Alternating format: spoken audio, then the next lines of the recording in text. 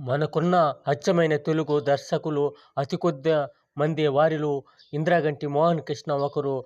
అచ్చాచెమ్మ, సమ్మోహనం వీలాంటి hit చిత్రాలకు మోహన కృష్ణ దర్శకత్వం వహించారు. ఆయన రూపొందించిన సారంగపాణి జాతకం సినిమా త్వరలో విడుదల కాబోతుంది. ఈ నేపథ్యంలో ఆయన నవ్యకు ప్రత్యేక ఇంటర్వ్యూ ఇచ్చారు. మన హీరో దైవ సంభూతుడు.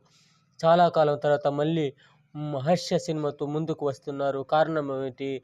కానీ తెలుగు సినిమాలు మొదటి నుంచి హీరోపై ఆధారపడినవి కదా.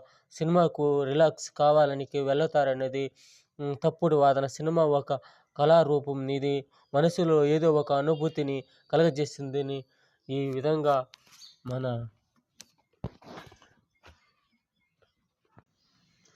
మన భారతదేశంలో దైవానికి, మన దేవునికి